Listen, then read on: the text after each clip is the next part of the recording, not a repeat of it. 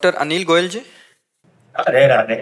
राधे राधे महाराज जी। महाराज जी आपके चरणों में कोटि कोटि दंडवत प्रणाम।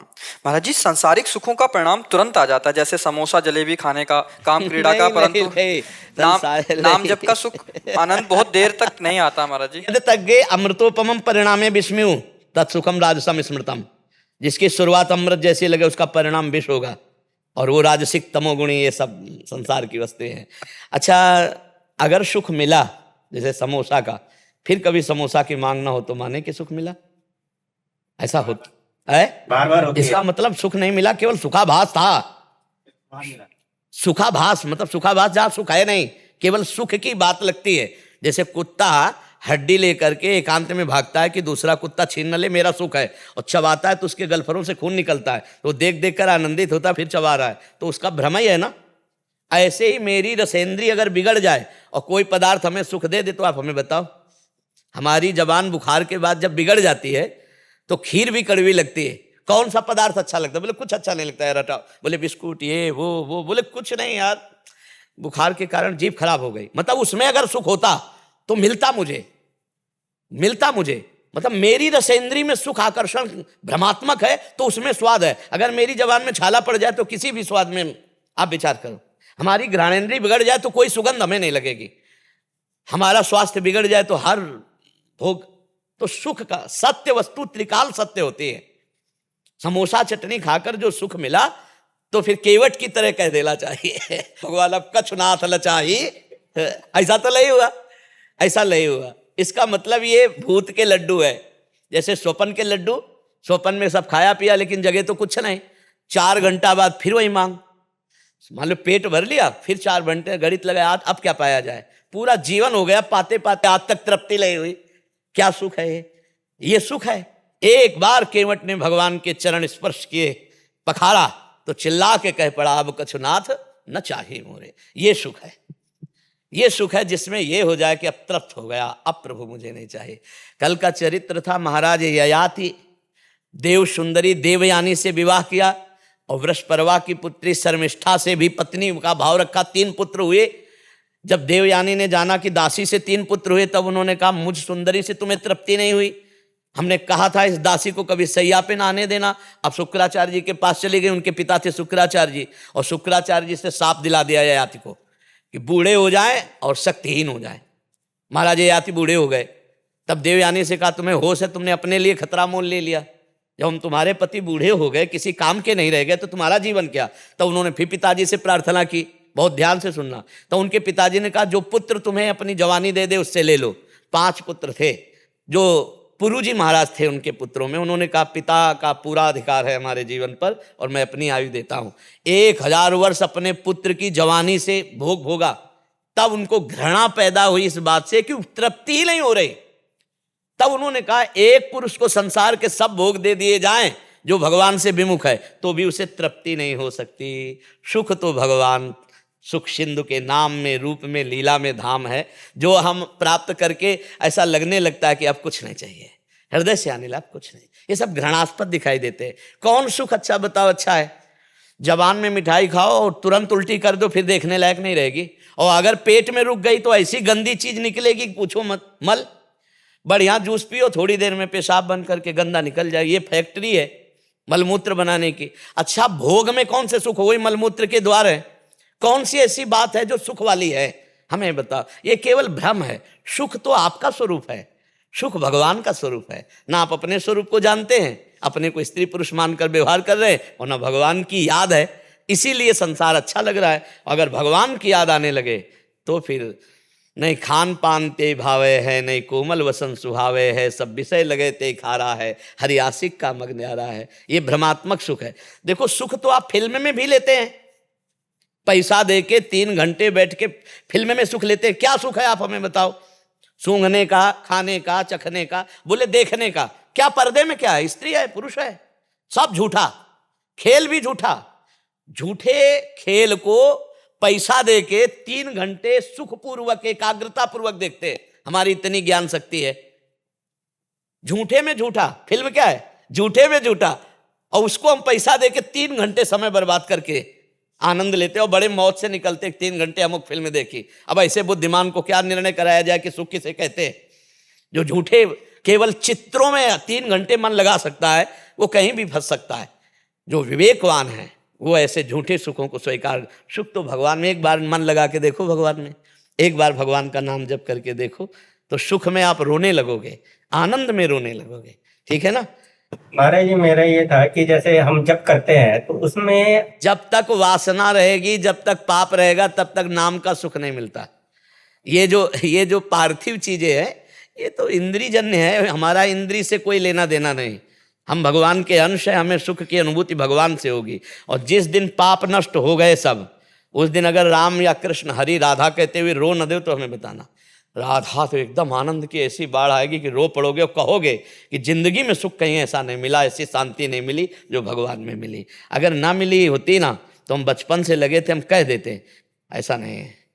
भारी कष्ट की स्थिति में भी आनंद का, केवल तुम्हें सूचना मिल जाए कि तुम्हारी दोनों किडनी फेल है, फिर चेहरे का रंग ना उतर जाए तो बता देना, तुरंत फोटो बदल जाएगी।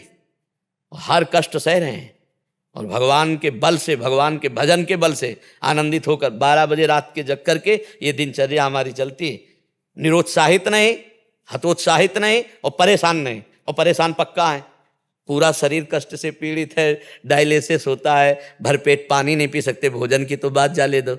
तो भगवान के भजन में अगर सुख, मैं डॉक्टर हूँ, डायलिसिस तो बहुत गंदी चीज है। हाँ, बहुत बहुत मतलब कि निचोड़ देते हैं। हम तो प्रिया प्रीतम के जल हैं, उन्हीं के बल से ये हम आपको बता रहे हैं कि भगवान में सुख होता है। अब ये तो बाहरी बात है, ये शरीर का उदाहरण। अंतर में जो भगवान सुख देते हैं उन तुम्हें कैसे बताएं? और मिलता है, देर में मिलता है, बहुत देर में। वैसे तुरंत ही मिलना शुरू हो जाता है। जैसे आप कई दिन के भूखे हो और आप एक कवल पाओ तो क्या आपको तृप्ति होगी? नहीं, जलन होगी। जब आधा पेट हो जाओगे तब आपको लगेगा आह। पर वो आह तो पहले ही कवल से शुरू हो गया था, तृप्ति तो पहले ही कवल से शुरू हो गई थी, पर अनुभव होगा जब आधा पेट हो जाओगे, कई दिनों के भूखे। तो जन्म जन्मांतरों से भगवदानंद के भूखे हम। अब जब हम शुरू करते हैं राधा राधा राधा तो ना अच्छा लगता है, एक जलन सी लगती है। अब जब कम से कम 24 घंटे में 12 घंटे अधपेट राधा राधा राधा, तो देखो फिर नशा छा जाएगा, आनंद मगन हो जाओगी। और ये लोग कितनी देर टिकोगे? अब जाना है, अब कहाँ जाना है पता नहीं है। सोचो, कोई अपना नहीं है, वहाँ पैसे का दम नहीं चलता, और जो पैसे कमाए सब बैंक बैलेंस यहीं रह गया। इसलिए समझ लो कि नाम ही तुम्हारा साथी है। तो राधा राधा जप लो, स्वाद मिले चाहे न मिले, आगे चलकर ये परमानंद प्रदान करेगा, सुख प्रदान करेगा। नितिन जी दिल्ली से। श्री हरिवंश। श्री हरिवंश महाराज जी। महाराज जी, आपके चरणों में कोटि कोटि प्रणाम। महाराज जी, आपकी कृपा से आपके द्वारा दी गई दिनचर्या का निर्वाह करने का पूर्णतः प्रयास कर रहे हैं। जब आपका सत्संग सुनते हैं तब ऐसा लगता है कि मन आपके द्वारा बताए गए भक्ति रास्ते की पूरी तरह समझ रहा है, स्वीकार कर रहा है। पर जब संसार के कार्यों में लगते हैं, घर ऑफिस के वहाँ की कंपटीशन और भीड़ भाड़ को देखकर ऐसा लगता है कि ये सच है या वो सच है। अर्थात वृंदावन में भक्ति वाली दुनिया सच है या संसार की? महाराज जी, दोनों में बड़ा दुविधा सी हो जाती है। हाँ, माया का प्रभाव ऐसा ही है और भक्ति का प्रभाव ऐसा ही है। दोनों भगवान की प्रिया हैं, भक्ति भी भगवान की प्रिया है और माया भी भगवान की प्रिया है। अब आपको देखना है कि चलना किधर है ना? हाँ, तो मायाकृत बाजार में जाएं, लेकिन हमें खरीदना क्या है? संसार में है, हमारा उद्देश्य क्या है?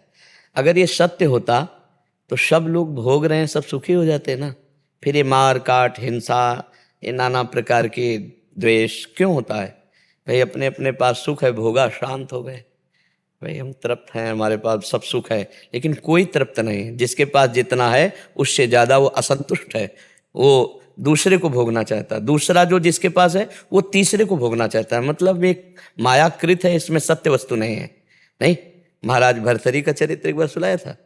उन्होंने अपनी पत्नी पिंगला आसक्त थी अश्वपाल से, अश्वपाल आसक्त था राजा की नृत्यांगना से। कैसा है? वो पिंगला से संतुष्ट नहीं, चक्रवर्ती सम्राट की पत्नी से, अश्वपाल वो नृत्यांगना, और अश्वपाल से संतुष्ट है महाराज की पत्नी, उनको चक्रवर्ती सम्राट से पूर्ति। ये क्या है? ऐसे ही हर इंद्रियों का विलास असंतुष्ट, असंतोष। आप देख लो, किसी भी क्षेत्र में देख लो, अगर एकमात्र आनंद की अनुभूति होती है तो भगवान के चरणों में प्रसन्नता, सहज आनंद, सहज संतोष। पर उतना भजन बने तब ना। अभी तो प्रारंभ है भजन का बिंदु और सिंधु जमा हुआ है माया का। तो इसलिए हम विचलित हो जाते हैं। हमें घबराना नहीं है, नाम जप करना। जब आकर्षण हो तब मन को समझाना चाहिए कि ये भोग लाखों के पास है, अगर इससे उसको संतुष्टता होती तो बहुत बढ़िया हो जाती संतुष्टता। केवल मान्यता की संतुष्टता होती है। जब तक भगवान से जीव नहीं जुड़ा तब तक उसको आनंद की अनुभूति नहीं हो सकती। बहुत गिरी स्थिति होती है बच्चा, जिनको तुम बहुत ऊंची समझते हो, वो जब बैठते तो बहुत गिरी स्थिति होती है, क्योंकि भगवान का आश्रय नहीं होता, भोगों का आश्रय होता है, पद का आश्रय। और इतने अपराध बन जाते हैं कि हृदय जलता है, हृदय अशांत हो जाता है। इसीलिए कहते धर्म से चलो। अगर राम राम जपाए, हरि हरि जपाए, धर्म से चले हो, दूसरों को सुख पहुंचाया, निर्दोष को बचाया है और दोषियों को दंड दिया है, तो वही तुम्हारे लड़के बच्चे बहुत पदाधिकारी बनेंगे, बहुत अच्छे बनेंगे। अब ये भाषा कब समझ में आएगी? इसलिए बच्चा ये चकाचौंध माया की मत देखो, नाम जप करो, मेहनत से कमाओ, परिवार का पोषण करो, माता पिता को भगवान की तरह मानो। हमारी बात मान लेना, जो बूढ़े माता पिता को कष्ट देते हैं उनको घोर नरकों की प्राप्ति होती है। सोचो ये वो माँ है, वो पिता है यार। जब हम लघुशंका और सोच नहीं कर सकते थे कि कहाँ करना है, उन्हीं की गोद में कर देते थे, तब वो हमको अच्छे कपड़े पहनाती और अपने कपड़े गीले भले पहने। आज वो माता अगर बिस्तर पे पड़ी है, वो शौच युक्त हो रही है बीमार से, तो आज हम देखते हैं कि बच्चे उनका अपमान करते हैं, मारते हैं, कपड़ा गीला कर दिया। तब लगता है कि अगर बैक में तुम अपना जीवन देखते प्यारे तो इस माता के चरण चूमते, तुम्हारी बुद्धि भ्रष्ट हो गई है।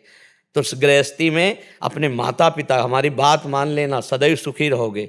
जो भी नमक रोटी हो उसको खवाओ, उसकी सेवा करो, लेबरी करके लाओ। माता पिता की सेवा कर ले गए तो भगवान प्रसन्न हो जाएंगे। लेकिन यहाँ किसको पड़ी है भगवान प्रसन्नता की? यहाँ तो अपनी वासनाओं की पूर्ति की पड़ी। पर जो प्रवचन सुन रहे हैं, जो धर्म से चल रहे हैं, वो मेरी बात मान लें, क्योंकि सबके माता पिता होते हैं। आज हम बहुत इस बात से असंतुष्ट हैं कि नए नए बच्चे जो पढ़ लिख कर विनय आनी चाहिए, वो अभद्रता आती है। विद्या विनयम ददाति, विद्या तो विनयी होता है, नम्र होता है, और आजकल विद्या पढ़ के अभद्रता।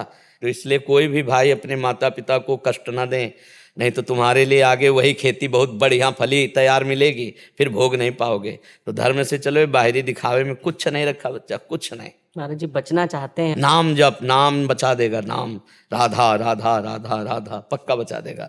जितना नाम जप करोगे उतने तुम्हारी ज्ञान शक्ति प्रवीण होगी, और वो काटती रहेगी माया को, नहीं तो फिर फंस जाओगे, है नहीं? गुरुजी शालीनता को कमजोरी समझ लेते हैं, शालीनता को कमजोरी समझ लेते हैं। समझने वाले क्या समझते हैं, हमको क्या फर्क पड़ता है? हम क्या है, हमारी समझ ठीक होनी चाहिए। आप समझ रहे हैं? हमको लोग क्या समझते हैं, इसके लिए हम जीते हैं क्या? हमारी क्या समझ, ये बात समझ के जीना चाहिए। हम धर्म से जीते हैं, हमारी समझ भागवतिक है। अब तुम क्या समझते हो, तुम्हारी समझ है। हम तुम्हारी समझ से थोड़ी जीते हैं, हम अपनी समझ से जीते हैं। हमारी बात समझ रहे हो? हाँ, किसी की समझ के गुलाम नहीं है हम अपनी समझ से, शास्त्र सम्मत समझ से हम आनंद को भोगते हैं। ये जीवन मस्ती के लिए मिला, किसी समझ के लिए नहीं। समझ रहे? हम अपने सत्य की मस्ती में हैं। तुम हमको क्या समझते हो, इससे हमें कोई फर्क नहीं पड़ता। हम क्या समझ करते हैं, इससे फर्क पड़ता है। अगर हम धर्मयुक्त हैं, शास्त्र सम्मत हैं, तो सबका बदलाव होगा, सबका परिवर्तन होगा, तुम्हारी सोच का भी परिवर्तन होगा। तुम हमारे प्रति सोचते रहो, अपनी सोच जबान से नहीं, तुम्हारे चरित्र में आ जाएगी, तब मानी जाएगी कि हमारी सोच सत्य है। ऐसे हमें क्या फर्क पड़ता है तुम क्या सोचते हो? ये हम मान लो शालीन है, सौम्य है, सैर है, और कोई कह रहा है कि बहुत कमजोर है, नहीं। हमको अपनी समझ से चलना है। एक दिन उनको दिखाना है कि देखो ये ताकत होती है सहनशीलता की।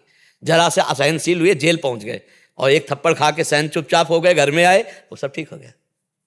बहुत सहनशील जो है वो उच्च कोटि अवस्था को प्राप्त होता है। ये कोई ऐसा नहीं कि वो हीन पुरुष सह सकता है। क्षमावान पुरुष महाबलवान होता है, पर एक क्षमा की सीमा रखी गई है।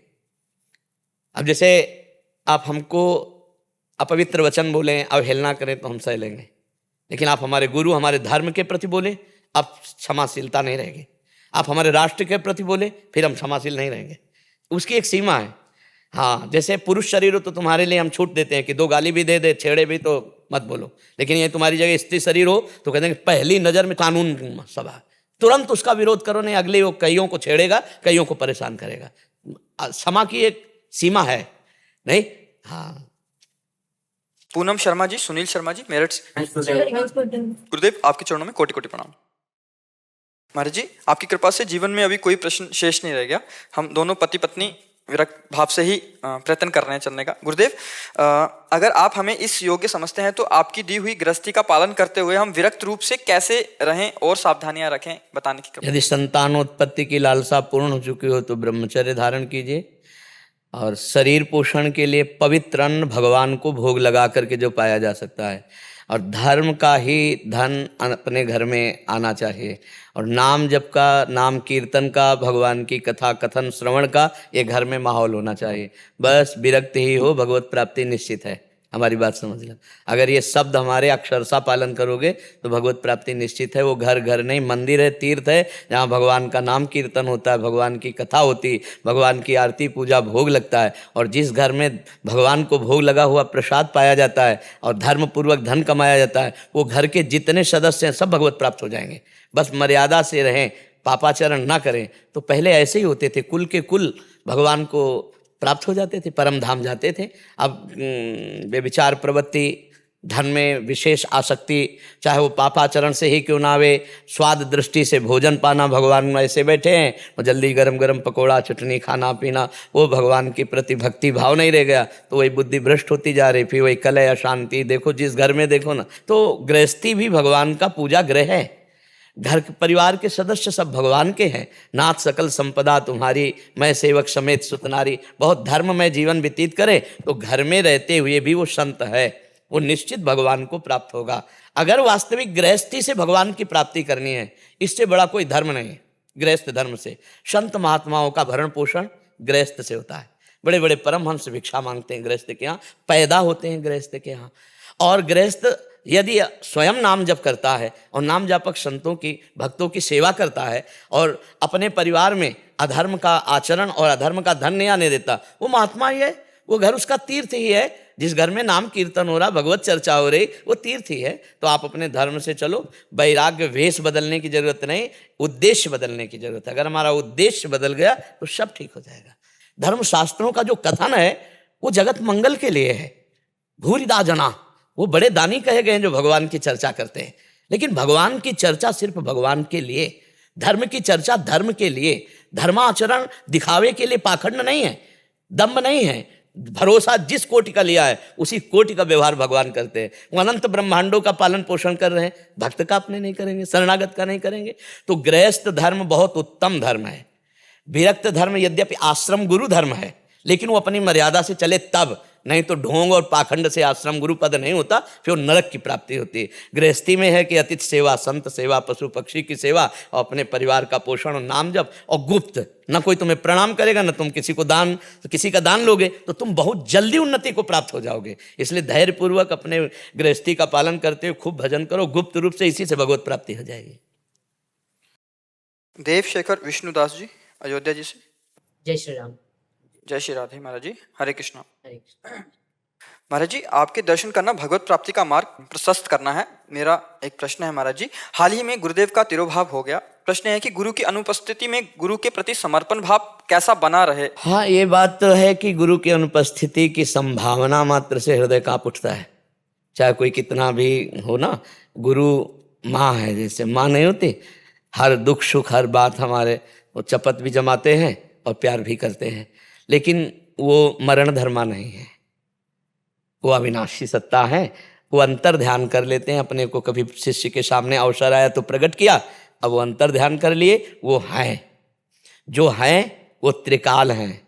जो त्रिकाल हैं वो सर्वत्र हैं। सर्वत्र हैं तो आपके समीप भी हैं, आपके हृदय में भी हैं।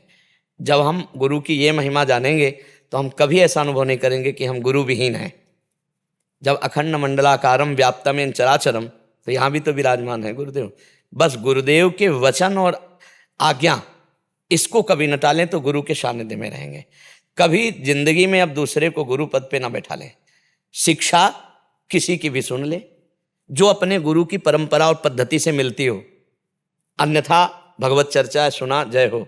चलेंगे हम वही जो हमारे गुरुजी ने कहा, जपेंगे हम वही जो हमारे गुरुजी ने हमको दिया, सोचेंगे वही जो गुरुजी ने सोच दी है। श्री कृष्ण के प्रति हमारी आंतरिक वही हमारी सोच रहेगी। बस इसी निष्ठा में रहना, तो अंत समय तक देखोगे कि आप गुरु में ही हो और गुरु आपको लिवा जाएंगे। बस गुरुदेव आपको ले जाएंगे। हाँ महाराज जी, आपका एक और प्रश्न था। कह रहे थे कि हम अयोध्या जी में भक्ति का प्रचार प्रसार करने का यथोचिष्ट करते हैं। महाराज जी ये कह रहे हैं कि हम कहते हैं कि गोलोक सबसे बड़ा है, तो वहाँ साकेत जो रामानंदी संतों कहते हैं साकेत, तो गोलोक बड़ा तो साकेत भी तो बड़ा है। बिल्कुल बिल्कुल, इसमें आपको काटना नहीं चाहिए और आपको परेशान नहीं होना चाहिए। जो गोलोक है वही साकेत है, जो साकेत है वही गोलोक है।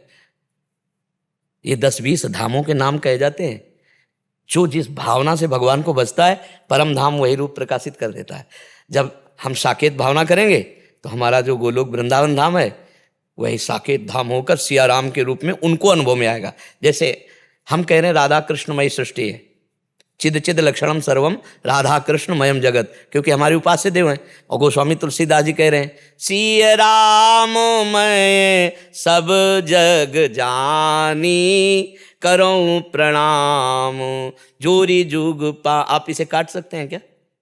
नहीं ना। तो जो कह रहे साकेत बड़ा है तो आपको कहना हाँ बहुत, वही बड़ा है, क्योंकि आपकी समझ में होना चाहिए कि गोलोक ही साकेत है। जब हम दो कर लेंगे तो फिर झगड़ा होने लगेगा, साकेत वाले अपने कहेंगे और गोलोक वाले अपने कहें। ऐसा जैसे हमसे कोई कहे कि राम जी बड़े हैं, बिल्कुल बिल्कुल, लेकिन किससे बड़े हैं? सबसे बड़े हैं।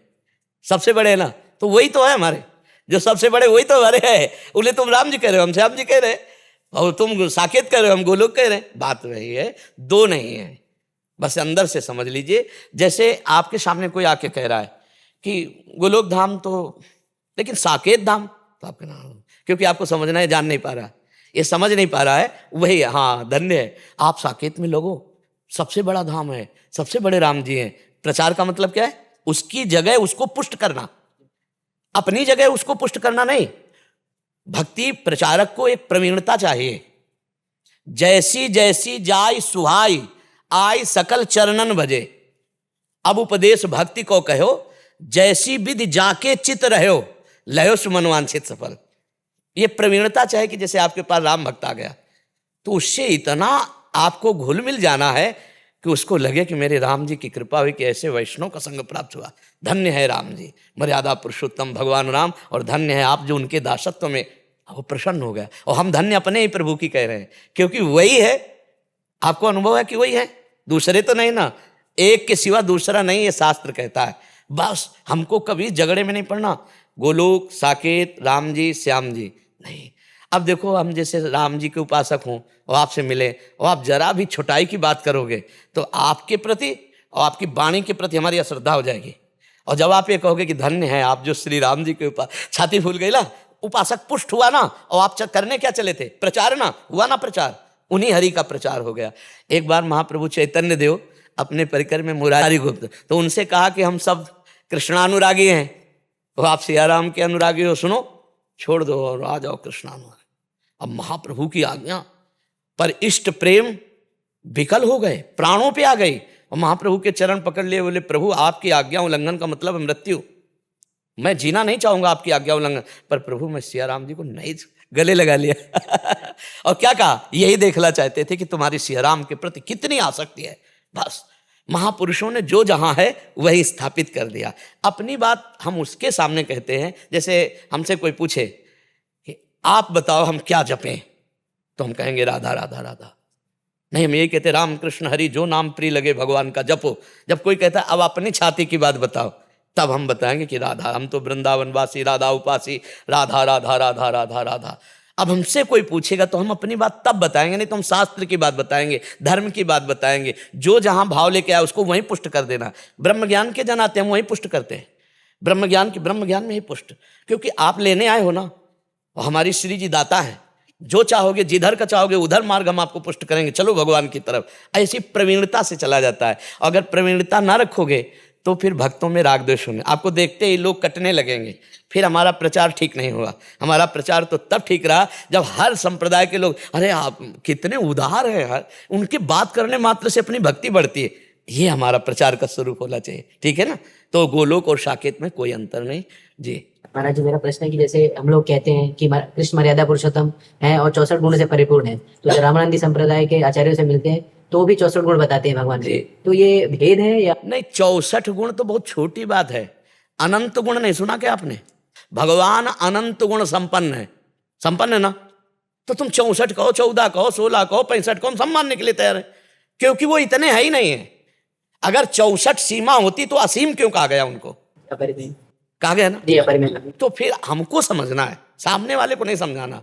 वो बोले हाँ बढ़िया बढ़िया, हमको अपनी बात उनके दिमाग में नहीं डालनी, उनकी दिमाग की बात राइट करके अपने दिमाग की बात बचाए रखना है कि वो अनंत महिमाशाली, सीमा में नापा नहीं जा सकता। गुणों की सीमा नाप ली तो तुम भगवान को कैसे, अजित को कैसे जीत पाओगे? नहीं, वो अथाह समुद्र है गुणों का, है कि नहीं? अनंत गुण ऐश्वर्य संपन्न भगवान, ज्ञान अनंत, वैराग्य अनंत, ऐश्वर्य अनंत, माधुर्य अनंत, महिमा अनंत, तो हम उसकी सीमा में कैसे बांध सकते हैं? भगवान अनंत गुणों के हैं, महापुरुषों ने 64 पकड़ पाए। बात समझना, जैसे समुद्र में डुबकी लगाई 64 पकड़ पाए रत्न, तो इतने नहीं, वो तो रत्नागार है, जितना पकड़ पाओ, जितना पकड़, अनंत गुण संपन्न भगवान है, उनका एक नाम अनंत है। तो बस फिर हमको समझता, प्रवीणता भक्ति की तभी बचाए रखेंगे जब हम नाम निरंतर जब करते हुए अपने प्रभु से जुड़े रहेंगे। तो अंदर वो फेंकते रहते ज्ञान की हाँ वृत्तियां, वो कहीं फंसने नहीं देती, और बराबर काटते हुए सबका मंगल करते हुए निकल जाता है भक्त, कहीं फंसता नहीं। ये जो लड़ाई झगड़ा होता है ना संप्रदायवाद का, ये भगत नहीं है। भगत में लड़ाई झगड़ा निंदा स्तुति नहीं, भगत तो तृणादपि सुनीचेन तरुर्यु सहिष्णुना अमानिना मान देन कीर्तनीय। बोलो इसमें कहाँ झगड़ा है?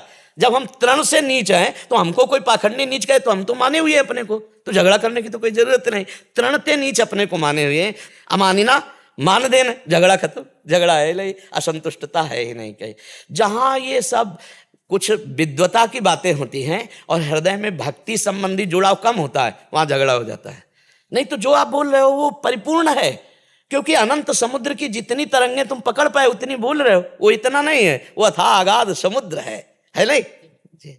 महाराज की जय। दंडोत जय हो भगवत पार्षद। आज गिरिराज जी का अभिषेक भी किया था, हमारे गिरिराज जी प्रसाद जी वेद भी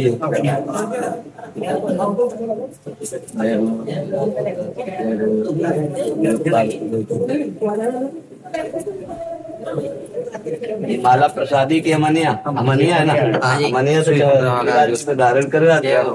और ऐसे ये जय हो मेरे गिरिराज की जय। और लाओ सब ब्रजवासियों को दुपट्टा पहना, ग्वाल मंडली ठाकुर जी नंद के लाला की जय। बोल श्री राधे। बाबा या चौखट पे ब्रजवासी इनका दिल खो गया और प्रेमानंद बाबा हमारा हो गया, प्रेमानंद बाबा हमारा हो गया। नंदगांव के सर्कल के उनको भी पहनाओ दुपट्टा।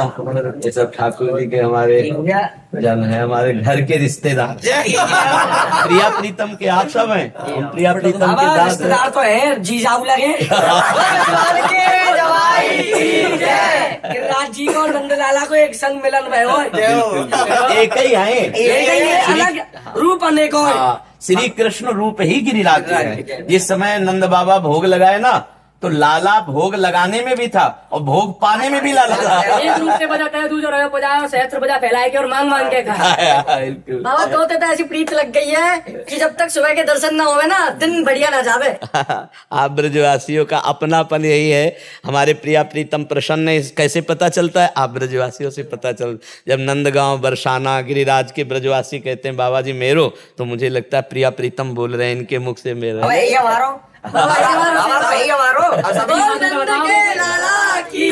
अपन को अपनो अपनो भाव रहे। अब कोई कछु तरीका दिखावे, कोई कछु तरीका दे। अब हम तो ब्रजवासी हैं बाबा, हमारा तो ये कई भाव है तुम्हारे कार्य। तुमसे मिलना, बातें करना बड़ा अच्छा लगता है। और कछु ना चाहिए बाबा जी। आज सुबह गिरिराज जी का अभिषेक किया वहाँ, और गिरिराज जी की कथा करी। गिरिराज जी का आना, गिरिराज जी के तीर्थों का अवगाहन, गिरिराज जी की महिमा, और फिर गिरिराज जी को यहाँ विराजमान, क्योंकि गिरिराज जी और प्रिया प्रीतम ये सब एक ही हैं। वही खेल हैं, वही खिलाड़ी हैं और वही खेलने की सामग्री हैं। यहाँ दूसरा कुछ प्रवेश नहीं। ब्रज में सब प्रेम स्वरूप है, सब भगवत स्वरूप। यहाँ के खग मृग पशु पंछी लता तरु सब भगवत स्वरूप हैं, सब श्री कृष्णाकार हैं। अब ये कि उसके लिए थोड़ा नेत्रों का अंजन चाहिए, तो नेत्रों का अंजन ब्रजरज है। जो रज शिव सनकादि की आचत सो रज शीस चढ़ाऊं, ये ब्रजवासियों की चरण धूलि आंखों पे लगे तो थोड़ा दृष्टि बदले, तब समझ में आवे। हाँ। नंद के लाला की जय। अरे जय बोल विश्वान के जय। चलेगा चलेगा। ओके बाबा चारों दिशा सोबत सदा जाके संत समाज और सब देवन को देवे राजा मुकुटमणि गिरिराज। प्रसाद दो बाबा, 56 भोग का प्रसाद है बाबा। माता में श्री मंगला की सुबह की गिरिराज जी की आज गिरिराज पूजा होगी, चकाचक आनंद उड़ेगा ठाकुर जी के जा गुरु की जय। श्याम सुंदर श्री अम्बे महारानी की जय। वल्लभाधीश की जय। पूछरी के लोटा की प्यारे जावंती राय जावे चकाचक आनंद रे चलन रानी की जय। प्रसवान के दवाई की जय। बाबा के लाला की जय। लाला के बाबा की जय। बाबा लाला दोनों की जय।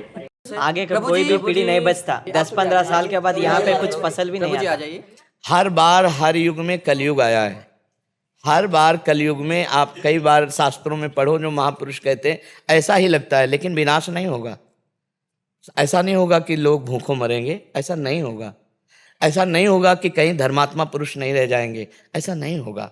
हर बार कलयुग आया है। 4 जो युग हैं इनका एक क्रम है, और ऐसे कितने युग व्यतीत होने पर मनवंतर होते हैं, कितने मनवंतर पर कल्प होता है। तो ब्रह्मा जी की 2 परार्ध की आयु है, तो अभी तो 1 परार्ध पूरा हुआ है। अभी मनवंतरों में जो कलयुग आया है तो थोड़ा अपना प्रभाव दिखाएगा, भगवान फिर शांति दे देंगे। ऐसा नहीं कि आप सोचो, आप ही देखो, अगर धर्म ना होता तो ये लाख लोग रोड में किस बात के लिए भूखे प्यासे बच्चा लिए खड़े हैं, छोटे छोटे बच्चा लिए। ये धर्म ही उनको खड़ा किए कि हमारे सनातन धर्म के महात्मा संत हैं, इनके दर्शन कर लेते हैं। ये धर्म नहीं है। छोटे छोटे बच्चों को, नवजात शिशुओं को भीड़ में लिए केवल इस बात के ये बच्चा संस्कारी बन जाएगा, महात्मा की दृष्टि पड़ जाएगी। तो हमारे देश में अभी धर्म की कमी नहीं है। हाँ, अगर अधर्म है तो ये अन्य युगों में भी रहा है। जब राम जी दंडकारण्य में गए तो हड्डियों के ढेर देखे, तो ऋषियों से पूछा कि हड्डियों के ढेर किसके हैं? तो बोले जानकर प्रभु अनजान की तरह पूछते हो, ये उन ब्रह्म ऋषियों के हड्डियों के ढेर जिनको राक्षसों ने खा करके हड्डियों के ढेर लगा दिए। तो भगवान त्रेता युग में प्रकट हुए थे और राक्षस इतने जोरदार थे, मुनियों को खाकर हड्डियां जमा किए थे। कलयुग में साधु महात्मा को खाया तो नहीं जा रहा, साधु महात्मा कोई खा तो नहीं रहा है। हाँ, कहीं कहीं छुटपुट घटनाएं ऐसी आती हैं जिनमें भ्रमवशात लोग आक्रमण कर देते हैं, लेकिन त्रेता में तो भगवान राम जब अवतरित हुए तो वहां खा खा के हड्डियां ऋषियों की लगी हुई थी। तो हर समय 2 पक्ष चलते रहते, धर्म और अधर्म चलता रहता है। धर्म भगवान की छाती से प्रकट हुआ तो अधर्म भगवान की पीठ से प्रकट हुआ है। वही धर्म और अधर्म के शासक भी हैं। हम अपने कर्तव्य का पालन करें, निराशा किसी में आने न दें और न अपने में निराशा आने। हम समाज को उत्साहहीन नहीं बनाएंगे। हर स्थिति में हम डटे रहेंगे, चाहे भूख प्यास रहना पड़े, हम धर्म से पीछे नहीं हटेंगे। हम अपने जनों को उत्साहित करें। कल हम बदल सकते हैं। आज हमारा कल को बदल देगा। अगर आज हम निराश हो गए तो कल जो आना है वो तो आएगा ही। आज हम अगर डट गए तो कल को बदल देंगे। जब भक्त चाहता है तो भगवान का अवतार हो जाता है। हमारे सब मिल करके अगर हम पुकार करें, भजन करें, तो क्या नहीं बदल सकते हम। एक महात्मा हजारों को बदल सकता है, अगर 1000 मिल जाए तो लाखों को नहीं बदल कर दें। मान लो नौजवान कह रहे मैं विरक्त होकर भगवान का भजन करना चाहता हूँ, अभी अगर अपनी स्थिति में आ जाओ, भजन करें तो हजारों का मंगल कर देंगे। तो हमें उत्साहहीन किसी को नहीं करना। पृथ्वी बंजर हो जाएगी, ऐसा नहीं हो सकता, क्योंकि भगवान ने सृष्टि की रचना की है तो भगवान की जिम्मेवारी पालन करना भी है। वो ऐसा नहीं होने देंगे। अगर एक जगह कहीं बंजर होता है तो दूसरी जगह कहीं बहुत उत्पत्ति कर देते हैं। अगर एक जगह कहीं हानि करते हैं तो दूसरी जगह कहूँ बहुत लाभ कर देते हैं। ये 3 सिस्टम है उनके, सृजन, पालन और संहार, और तीनों बराबर होते रहेंगे। तीनों बराबर होते रहेंगे क्योंकि भगवान के ही रचे हुए और बराबर होते आए हैं। तो हम लोग कभी अपने वचनों से निरुत्साह समाज को करने वाले वचन न बोलें। सावधान रहो, धर्म का पालन करो, सदैव मंगल होगा। कलयुग कहाँ है? यहाँ है कलयुग? बताइए आप। हम भगवान की चर्चा कर रहे हैं, नाम कीर्तन कर रहे हैं, भगवान के यश में डूबे, कहाँ कलयुग है? और अभी प्रपंच, अभी कलह हो जाएगी, अभी प्रपंच हो जाए, अभी लड़ाई झगड़ा करें, अभी कलयुग है। तो जो कलयुग का भय हमें दिखाया जाता है वो भगवद विमुखता के कारण है। अगर हम भगवान का चिंतन करेंगे, धर्म से चलेंगे तो कलयुग का प्रवेश ही नहीं। मदिरा पीना, परस्त्री गमन करना, स्वर्ण की चोरी करना, हिंसा करना, हिंसे में जैसे मांस आदि खाना और जुआ खेलना, यही कलयुग के स्थान हैं। स्वर्ण चोरी आदि, अगर ये जो दोष नहीं है तो कलयुग हमारे दिमाग में ही नहीं है। जब दिमाग में नहीं तो सृष्टि में भी नहीं। हमारे दिमाग में राम है तो पूरी सृष्टि राम में दिखाई देती है। हमारे दिमाग में काम है तो पूरी दृष्टि काम में है। हमारी जैसी दृष्टि वैसी सृष्टि हो जाती है। हम बहुत उत्साहपूर्वक रहे। हम भगवान के अंश हैं, जिससे मिले उसको ऐसे बलपूर्वक भर दें कि ताल ठोक कर माया को परास्त करने की सोचे, निराश होने की नहीं, भयभीत होने की नहीं, हताश होने की नहीं। देवराज जी, श्री हरिवंश महाराज जी, आपके चरणों में कोटि कोटि प्रणाम। महाराज जी, मेरा प्रश्न है कि जो साधक आपकी कृपा से विरक्त मार्ग पर चलकर भगवत प्राप्ति करना चाहता है, महाराज जी उनमें से एक तो ऐसे हैं जो निरंतर आपके शासन में रहकर भगवान का अखंड भजन कर रहे हैं, और महाराज जी दूसरे वो हैं जिनके ऊपर आपकी कृपा तो है परंतु वो वृंदावन से बाहर रहकर भगवान का भजन कर रहे हैं, जिनका कभी कभी वृंदावन आना होता है। महाराज जी, दोनों साधकों के भजन में कोई अंतर होगा ऐसा? जो नजदीक रह रहे हैं, आज्ञा पालन कर रहे हैं, जैसी गति उनकी होगी वैसी गति लाख कोस दूर से रह के आज्ञा पालन वाले की भी होगी। पर आज्ञा पर तत्पर रहे, जो निषेध किया गया वो ना करे और जो कहा गया वो करे। तो कहो सो कहाँ, जहाँ प्रभु नहीं, तो जहाँ प्रभु है वहीं गुरु है, वहीं सब महात्माओं की कृपा है। बस हम उसको आज्ञा को पालन करने में अपने जीवनी शक्ति को लगा दें। मनमानी आचरण हमारे पास रह करके करे तो क्या है, हमारे पास रह के मनमानी आचरण करे तो भगवत प्राप्त हो जाएगा क्या? खास बात आचरण की है। आचरण अगर पवित्र नहीं है, आज्ञा का पालन नहीं है, भजन साधन नहीं है, तो पाखंड है, नाटक है, दम्भ है और लाखों कोस दूर है। आज्ञा का पालन कर रहा है, धर्म से चल रहा है, तो उस पर कृपा पूरी भगवान की होगी।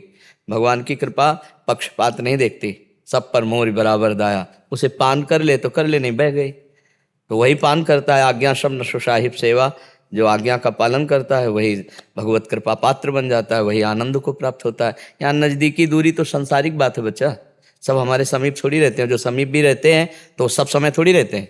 एक समय है, सेवा का खान पान की व्यवस्था कर दी, दवा औषधि की व्यवस्था कर दी, इसके बाद बाहर इतना ही समय हमारा। सुबह से 2 बजे से वहाँ से जो रोड में उतरे और 9:30 बजे तक, बस इतना समय है। इसके बाद ख़त्म।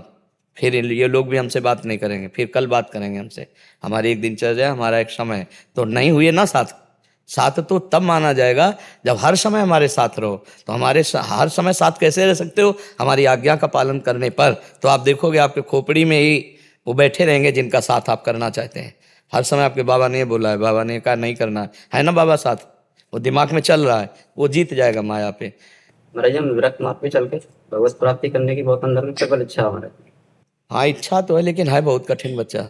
हम इसमें बस एक बात का नियम ले ले कि जिंदगी में किसी माता बहन या पुरुष की तरफ हम काम भाव से नहीं देखेंगे।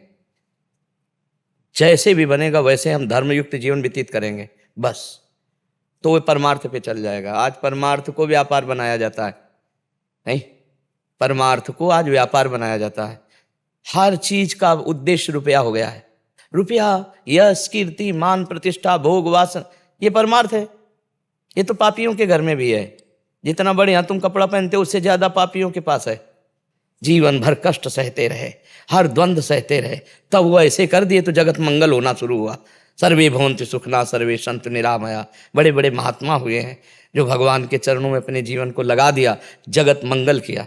ऐसा नहीं कि भगवान का सपोर्ट नहीं मिलता, पर अपनी अगर इच्छा में दम है तब तो निकल जाओगे, नहीं तो घोर पाखंड 100 में 2 निकलते होंगे, वो भी एक मुश्किल समझ लो। नहीं, 99 गिरा के माया रौंद देती है। कंचन, कामिनी, कीर्ति, भोग, वासनाएं, ये ले भोगो। तो समझता है यार ये तो बड़ी दुर्लभ चीज है। और दुर्लभ चीज श्री भगवान थे, जिनके कारण वो प्रश्नवाचक चिन्ह खड़ा करने माया आई और हम उसे दुर्लभ समझ लेते हैं। सब लोग भोग रहे हैं, वही भोग रहे हैं। दूरादपाश स्वजनान सुखमर्थ कोटिम सर्वेशु साधन वरेशु चिरम निराशा वर्षंतमेव सहजाद्भुत सौख्य धाराम श्री राधिका चरण रेणु महामिश्मरामी। अपने पारिवारिक जनों के सुखों का त्याग करके, रुपये के द्वारा प्राप्त होने वाले समस्त भोगों का त्याग करके, साधना के द्वारा प्राप्त होने वाले सुखों का त्याग करके, हे महारानी जो मैं केवल आपकी शरण में हूँ। वर्षंतमेव सहजाद्भुत सौख्य धाराम, तब उसके ऊपर प्रेम की रस की वर्षा होती है। पारिवारिक सुख, संपत्ति के द्वारा प्राप्त सुख और साधना के द्वारा प्राप्त सुख, अगर उसमें भी हम भोग करते हैं साधना सुख का, तो वहीं गाड़ी रुक जाएगी। ये परमार्थ है। परमार्थ के अब चलने के परमार्थ बहुत कम जगह रह गया बच्चा, बहुत कम जगह। परमार्थ का पर्दा दिखा करके और पीछे अपनी वासनाओं की पूर्ति है। इसलिए नहीं तो परमार्थ में वो दम है। सत्तरत साल लोकांतर रहती, वो स्वयं तर जाए, लाखों करोड़ों अरबों को तार दे। भगवान के भक्त में मम भक्ति युक्तो भुवनम पुनाथ। आज प्रवचन सीखे जा रहे हैं केवल इस बात के लिए, जगत मंगल के लिए नहीं कि हम भगवान का यश गान करके भगवान की भक्ति से स्वयं पूर्ण होंगे और सबको पूर्ण, ऐसा नहीं। अर्थ के लिए सीखे जाते हैं। ये परमार्थ का स्वरूप नहीं है। ऐसे ही भेष धारण करके और अपनी वासनाओं की पूर्ति के दूसरे खेल होने लगते हैं। भगवान की प्राप्ति का जो मार्ग है, जो शुद्ध भगवान की प्राप्ति का मार्ग है वो पैसे से नहीं होता, इतनी बात समझ लो। पैसे से भगवान के मार्ग में नहीं चला जा सकता, भगवान को नहीं खरीदा जा सकता, और जो पैसे से होता है वो मायाकृति होता है। भगवान के लिए तो आप केवल चाहिए। भगवान ने पूरी गीता जी में पैसा देने की बात कही हो तो बताओ। जहां बात कहते हैं बोले मय्येव मन आधत्स्व मयि बुद्धिम निवेशय निवेश्य मय्येव अत ऊर्ध्वम न संशयः, मेरे में मन लगा दे, एक पैसा की जरूरत नहीं, मेरे में बुद्धि को समर्पित कर दे। मन मना भव मद भक्तो माद्यादि माम नमस्कुरु। अभी परमानंद की बाढ़ आ जाए, जो सब कामनाओं का त्याग करे, एक लक्ष्य भगवान का रख ले, बस विरक्त बनने की ना सोचे। अगर सोचे तो ये सोच ले कि जिंदगी में भी हम हर कष्ट सहेंगे पर कभी गलत आचरण अपने परमार्थ के विरुद्ध नहीं करेंगे।